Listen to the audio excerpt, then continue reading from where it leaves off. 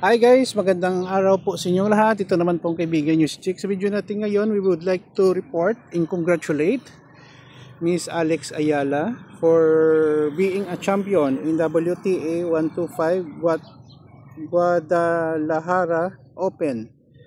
Ano po ito comeback win po ito, no? So congratulations Miss Alex. So sa ulat po ng Rappler, champ at last. Breaking news, Alex Ayala captures her first WTA Challenger crown as she rules the Guadalajara Open in Mexico following the hard-fought 1-6, 7-5, 6-3 win over Hungary Pana Udvardy in the finals. Congratulations Alex. Alam nyo guys, even though bata pa si Alex Ayala, marami na rin siyang mga tournament na sinalihan na muntik-muntikan na mag-champion siya. Sabagay, sabi nga nila, breaks of the game, no? Ganyan din sa buhay. Pwede natin ma-relate po ito ang paglalaro ng tennis, no?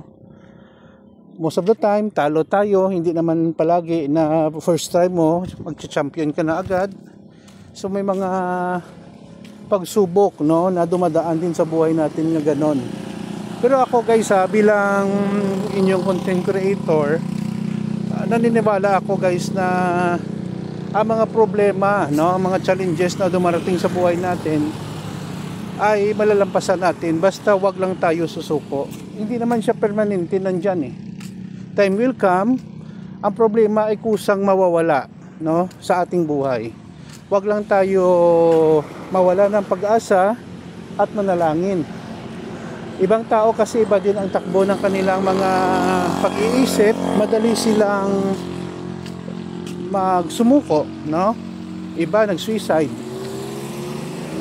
May nabasa nga ako, sabi nga nila, suicide is a permanent solution to a temporary problem. Not unless may problema talaga sa pag-iisip, no? That needs intervention. So, tandaan natin guys, ang buhay natin, no, ay hindi lahat kabiguan. May success din kahit paano.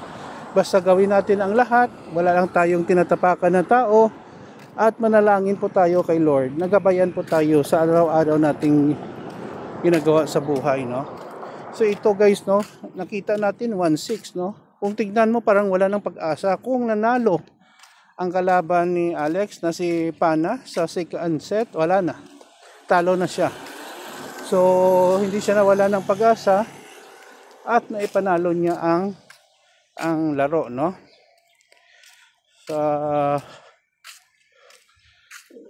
Congratulations, Miss Alex. Kayo po ay inspirasyon, hindi lang po ng mga kabataan, kundi sa lahat ng mga tao sa buong mundo. Hindi lang Pilipino, no?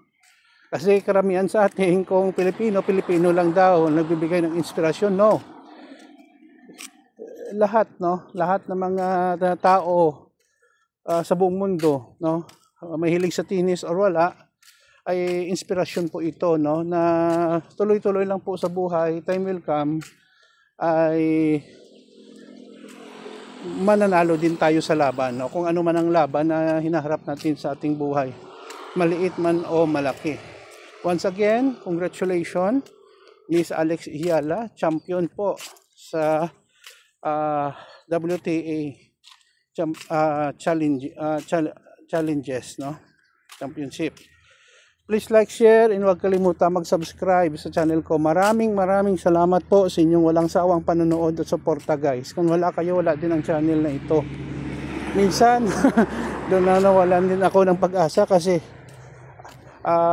konting nanonood, mga subscribers. Pero sige lang, tuloy-tuloy lang tayo kasi saan ba tayo pupunta, no? May mga tao naman na nagugustuhan ang ating content kahit paano. Hindi nga ako magaling mag-edit, raw lang. Pero sige lang, tuloy-tuloy lang tayo sa paggawa ng video, mag-inspire ng mga tao. Yun lang po guys, I love you all. Ingat po tayo palagi. Kita-kita po tayo sa sunod na video.